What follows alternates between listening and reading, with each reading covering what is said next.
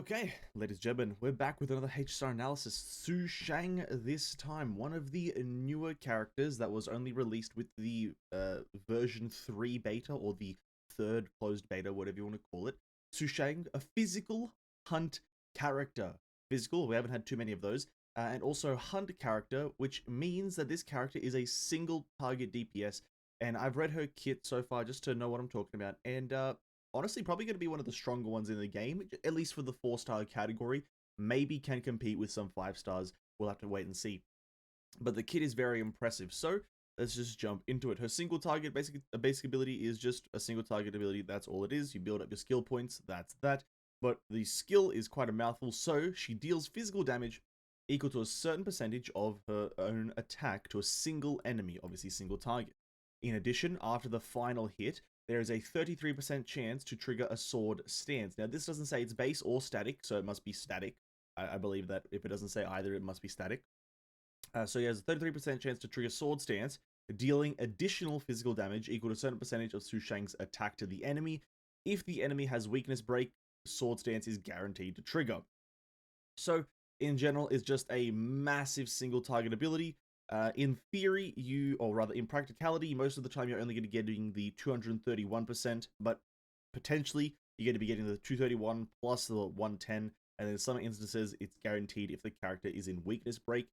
It's going to be very, very specific how you use this one, but obviously you can use this one very effectively if obviously you're versing weakness, characters that are weak, to physical damage, which is, well, you got a plan, obviously, but that's that. Her ultimate, deal physical damage to some percentage, rather equal to a certain percentage of Sushang's attack to a single enemy, and immediately advance forward her actions by 100%. Essentially, you use her ultimate, and then you have another turn again. In addition, Sushang's attack is increased by a certain percentage, and after using her skill has 2 additional chances to trigger Sword Stance for 2 turns. Sword Stance trigger from additional chances to deal 50% of the original damage. This is a pretty strong ultimate, and you can tell that Sushang is one of the newer characters because of how different she is. Much like when we were looking at Ching Chu, I believe that's the name. You can just tell how different her kit is compared to the rest of the cast because of how meticulously crafted and in-depth each ability is. It's not so straightforward. And so essentially what her ultimate has is a massive bit of damage to a single enemy, and then you have a second turn straight after because your actions are advanced forward by 100%. You have an attack boost for 2 turns by a certain percentage, and then your sword triggers, your trigger sword stance thingy has essentially 3 chances to trigger per skill usage. So it's not that it's guaranteed to happen after you use her ultimate, but the dice will be rolled 3 times, or the coin will be flipped 3 times to see if you trigger it. So it's not a guarantee, but it's a nice little bonus, which is quite nice actually. And obviously, if you potentially it can trigger multiple times, maybe that's like a little bit of a bonus in there because 2 chances to trigger sword stance. So it technically is a thing that can trigger multiple times. So if you use it on a weakness broken character, you can potentially just get 3 hits of it. Obviously, the damage is 50% of the original, so if it's 110%, then it's going to be 55 of that the actual damage, so it's fine, I guess. But that's that. Honestly, the skill and the burst kind of work synergistically in a certain degree. I do like the skill a lot, and the burst is quite powerful with that advanced action forward mechanic. And once we combo that with a lot of the stuff later, obviously it can become a bit broken, like the talent. When there is an enemy with a weakness break on the field, Sushang's speed increases by a certain percentage for 2 turns. That's pretty busted. You just have to break a weakness on the field. It's not really that you have to even... Sushang has to break it. It's nothing like that. It's just when there is an enemy with a weakness break on the field, Sushang gets a speed buff by 21% at the high end. For 2 turns, there's really nothing wrong with that. It's a speed boost. It's a passive speed boost. I love it. Technique, and just deal damage to enemies on the field. The technique is just a simple damage dealing technique. It's nothing actually too important to note it. So, traces. When her HP is at 50% of her max or lower, reduce the chances of Sushang being attacked by enemies. So it's just a bit of a defense mechanism. If she gets too low in HP, she'll be less likely to be targeted and thus survive more encounters in the long run. It's just a bit of handiness, right? Second, Trace. For every sword stance triggered, the damage dealt by sword stance increases by 3%, stacks up 10 times, up to 30%. It's quite a nice bonus. It means that you'll just have to hope that you do trigger this ability because, well, you want to trigger the ability. It deals damage, and obviously buff it up. It obviously is a permanent thing for the whole fight. It doesn't say that it has a turn counter, so you can assume that this whole percentage stacking is permanent throughout the whole fight until the end. And then Trace 3. After using a basic attack or skill, if there is an enemy on the field with weakness break, Sushang's action is advanced forward by 15%. Now, here's the part where her whole kit, just baseline, no Eidolons, becomes very overpowered, in my opinion. So, you essentially, if there's a weakness break enemy, you use basic attack or skill, and you advance forward by 15%, right? That's fine, that's great. But when you combo that with the weakness break enemy on the field, giving Sushang a speed boost for 2 turns, as well as her ultimate advances her actions by 100%. When you combo those things together, you can really start to understand that Sushang is going to be able to have like 18 turns in a row before the enemy even gets out of weakness break, because it's just the speed increase is great. Well, fundamentally, if you go for a high-end speed build with Sushang, and even go with a speed buffing character like Asta on her ultimate, you could even go for an incredibly frequent attacking Sushang build, which probably would be great. So far, the character baseline, even no Eidolons, I would recommend this character 100%. Get this character whenever they're up. No Eidolons needed at this point. But the Eidolons obviously enhance the character to a higher degree. So Eidolon 1, if the target of Sushang's skill break has weakness, or skill, sorry, has weakness break, recovers 1 skill point after using the skill. Just furthermore enhancing the whole concept of her just having more and more turns, because, well, if their weakness broken, and then you attack them and you get a skill point back, and then you have enough speed to get yourself to have another turn, you just use a skill again on a weakness broken target, get a skill point back. So it's like this endless loop if you can do it. Obviously, it's not endless because eventually you'll have the enemy get out of weakness break. But for a short period of time, you're in this like loop of using your skill and skill just for skill points. And you're recovering them. So it is quite powerful. And obviously you have that guarantee on the sword stance if they are weakness broken, so you're dealing incredible amounts of damage. So that's pretty strong for an Eidolon 1 in my opinion.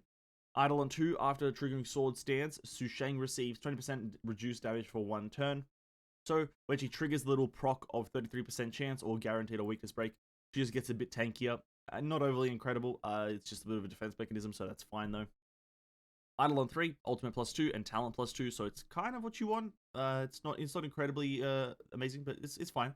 So the skill is gonna be the crazy one. But yeah, regardless, ultimate 2 and talent 2 are fine. Eidolon 4, Sushang's break effect increases by 50%.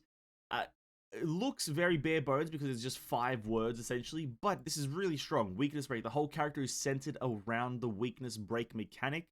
She's centered around attacking enemies who are weakness broken and having enemies who are weakness broken on the field. So having her being able to break weaknesses even more effectively means that you could go for a build like that, or you could just let this carry itself and be as effective as you possibly can, because this is just going to be absolutely ridiculous.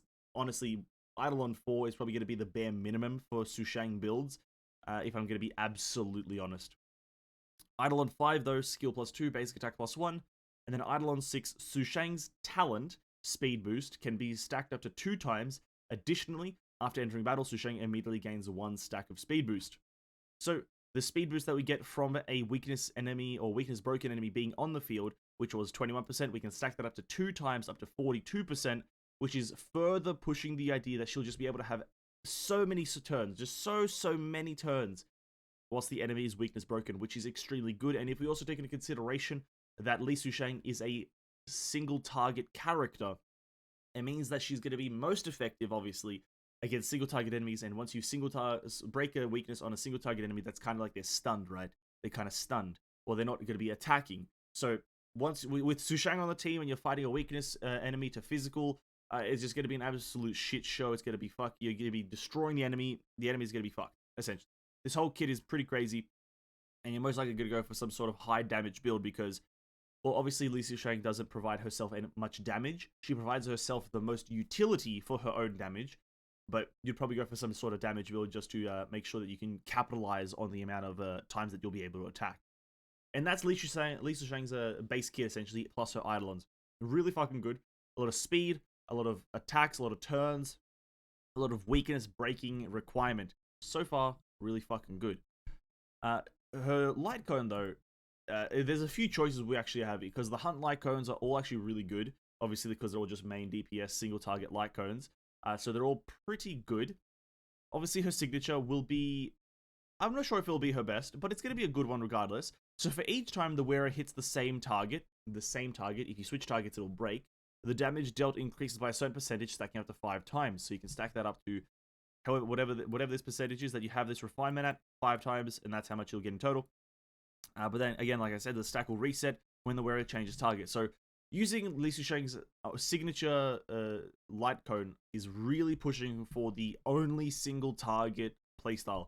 You're going to be less effective against any amount of kind of splash damage or any amount of kind of AoE amount of enemies, because if you switch targets by accident, or, well, once you kill one, the next one won't have that bonus. So you're going to struggle there, but if it's pure single target, Li Sushang's probably going to give you the highest amount of damage on the high end, because of the massive bonus that you're going to be getting. But that's that.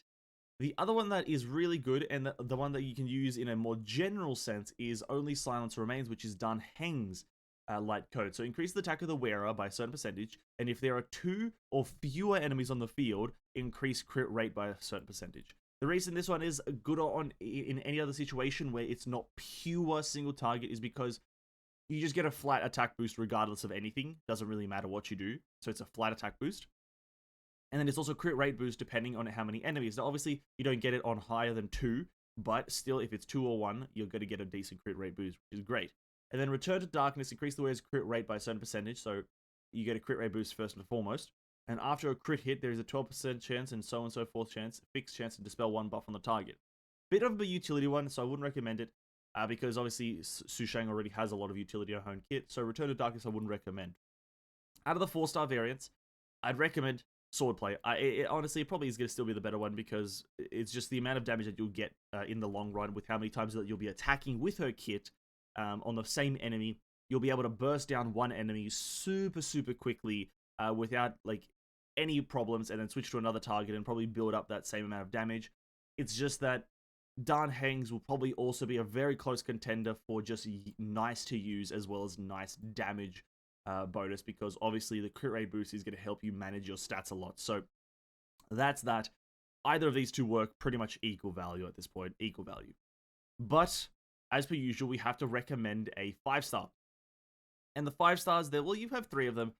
And the first one, Cruising into the Cell C, increase the wearer's crit rate by a certain percentage, and their crit rate against the enemy with less HP than 50 by an additional certain percentage. When the wearer defeats an enemy, increase their attack by a certain percentage. So you get a massive crit rate boost at the start, or rather, I say massive, it's 8 to 16. You get a crit rate boost at the start, and then at 50% or lower that the enemy has in terms of HP, you get an even further crit rate boost, which is great, and then attack boost once you kill the enemy. This one, it's hard to recommend because you have to kill the enemy, and a lot of factors have to be in play for you to gain the bonuses, right? The enemy has to be below 50% for this one, and you have to kill an enemy for this one, so you're only passively getting this effect. So it's hard to recommend this one, but it is a really good choice still, obviously because it's 5-star. The next one, Sleep Like the Dead, increase the wearer's crit damage, so it's instantly a great one. Crit damage increase is always fundamentally good in these games. It's great in Genshin. The Staff of Homer is one of the greatest. So it'll work, right? And then when the wearer's basic attack or skill does not result in a crit, increase their crit rate by a certain percentage for 1 turn. This effect can only be triggered 1 time every 3 turns. You probably are going to run this one very consistently if you want to, and if you have it, and if you don't have the character in the picture. Here's why. You're obviously not going to be guaranteed to crit every single turn. And so getting a small bonus the next turn when you don't crit, or when you don't crit this turn, you get a small bonus next turn to crit, as well as getting a crit damage increase, is pretty good, especially for a character like Li Sushang, and this is why I'll say this for Li Sushang specifically, is the attack frequency of the character. You're obviously attacking a lot. If you weakness break the enemy, you can kind of get into a little cycle. Obviously, it only happens every 3 turns, which is a bit unfortunate, but you can obviously get into a little bit of a cycle where you actually just are not critting here, but then crit the next turn, and you save it for the guaranteed crit on your big ability. So it can be a nice little kind of rhythm, but obviously it's very dependent on when you trigger it and when you don't trigger it, which is going to be a tough thing to do because obviously crit rate chance. So it's still good, but would it be her best? Well, we'll have to look at Seely's. In the night, increase the wearer's crit rate by a certain percentage, and while the wearer is in battle, for every 10 speed that exceeds 100, increase the wearer's basic attack and skill damage by a certain percentage, and increase their crit damage of their ultimate by a certain percentage. This can stack up to 8 times. Essentially, this is probably going to be the one that you go for, right? Unfortunately, we read all these other two because I wanted to get them through and understand that they are fine. But in the night, if you want to make Sushang your strongest character, in the night is probably going to be the best one. You get a higher end crit rate bonus at the high end, so 12 base increase, which is great, but at the high end 24%, which is even greater.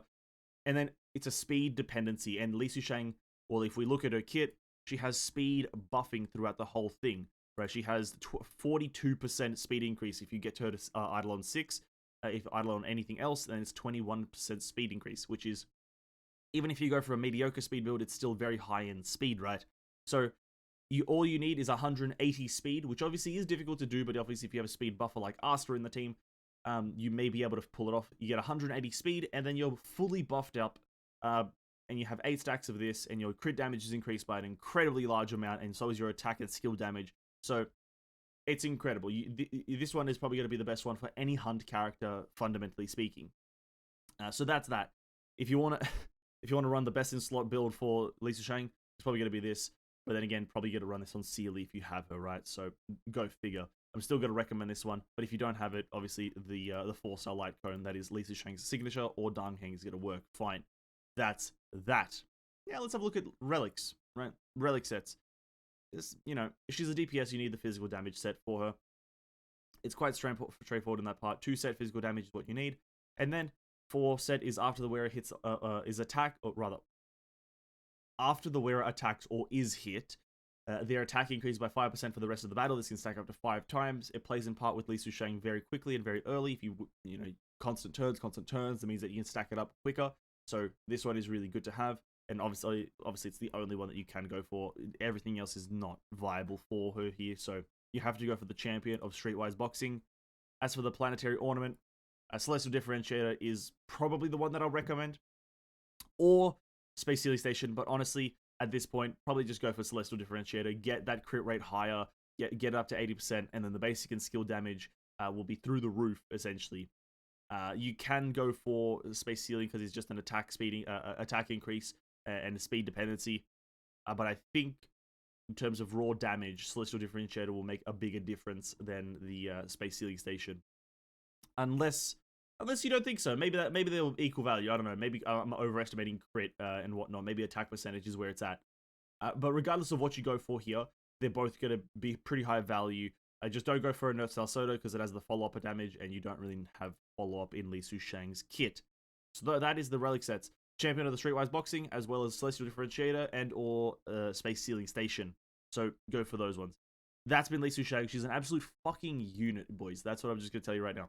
Sushang is a unit, and pretty much, like, if I'm to make a mental tier list right now, she's probably an A tier minimum character right now. Probably. The raw utility and the raw damage that she could probably pump out just for physical and kind of usefulness that she'll be able to pump out is really high. So if you get Sushang early in the launch of the game, well, you've just gotten yourself a good character. So I hope you guys enjoyed it. If you did, like and subscribe, and obviously comment down if there are some things that I missed or some things that I didn't understand properly, by all means. And I'll catch you guys in the next one. Peace out, stay safe, and have a great day. Bye.